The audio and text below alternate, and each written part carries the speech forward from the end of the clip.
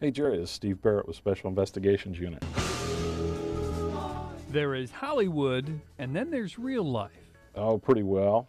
Hey, I need to get some information from you. The real work is maybe a little less dramatic than television, but it's still interesting. So a lot of folks in operations who don't get to do the fun stuff really look up to us as the CSI guys of the company.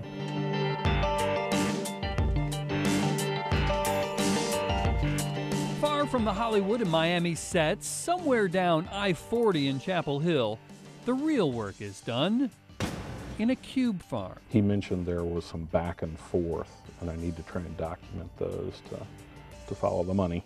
And there is plenty to follow. When it comes to medical fraud and abuse, But from a financial standpoint, it's staggering. at least $60 billion a year, according to federal estimates.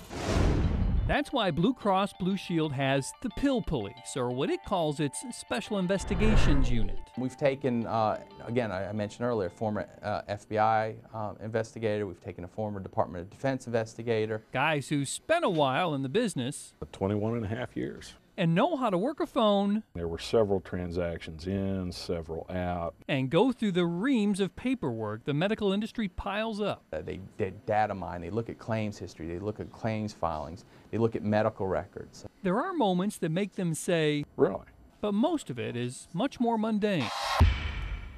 And difficult. Because of the tremendous success of the CSI TV series, Blue Cross is finding that juries are looking for CSI-style evidence, and that very rarely exists in the real world. It's absolutely tough.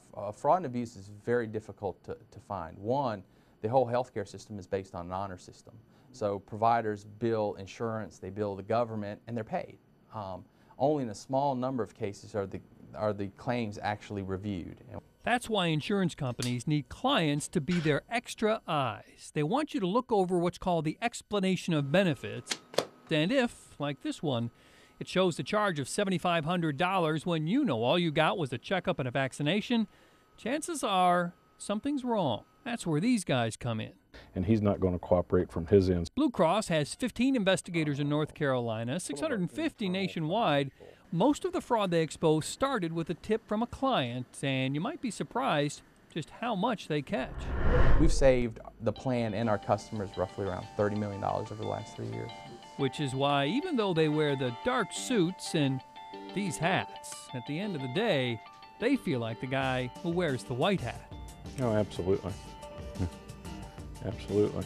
Bob Buckley, If you could get that, that'll put me farther down the road. Fox 8 News.